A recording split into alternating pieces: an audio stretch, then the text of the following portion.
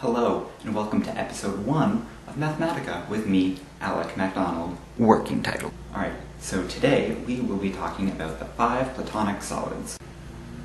Alright, so first up we have the D4, also known as the tetrahedron.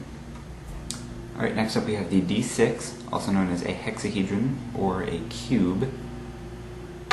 Next up is the D8, also known as the octahedron. Next is the D12, also known as the dodecahedron. And finally, we have the D20, also known as the icosahedron.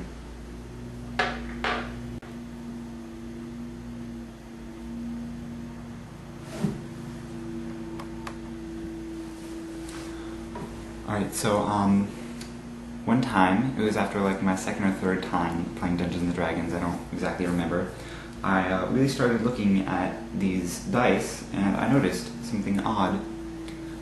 With these four, no matter which way you look at them, the most number of sides you can ever see on one dice is half of the total number of sides possible. So like with the D6, the most you can see with a 3, or here with the D8, the most you can ever see is 4 sides all at once.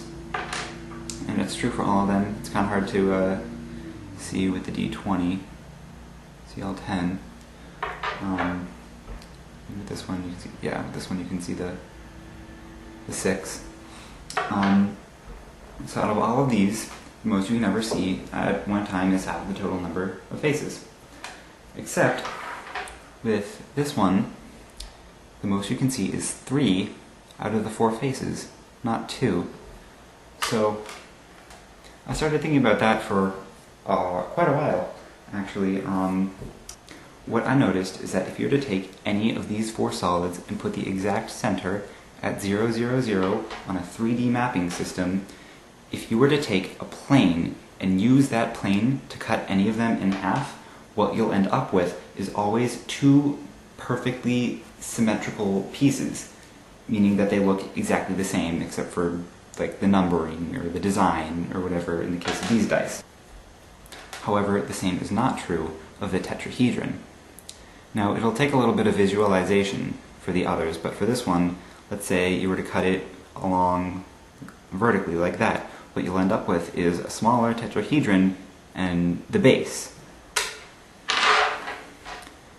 Say the cube, for example, if you cut it across this way, you'll end up with 2 perfectly symmetrical halves of a cube.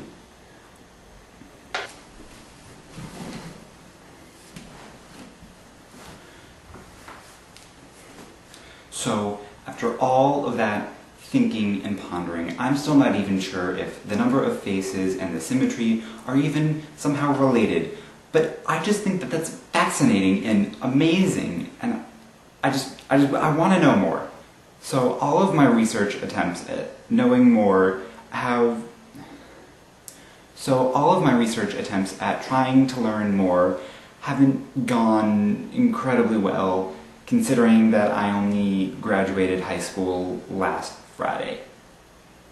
So while I consider myself relatively good at mathematics, I don't really have all of the necessary knowledge to figure this out on my own, and all of my research attempts haven't gone very well because I just don't know enough. So, since I don't currently have the skills to be able to figure out this problem, I guess this is just going to go as an unsolved mystery for a little while. Unless, of course, any of you in the comments know what the answer is, in which case, feel free to explain it to me in as easy terms as possible in the comment section.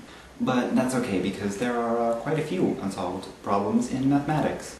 Which is good, because next week we'll be talking about Gregory Perelman, the... And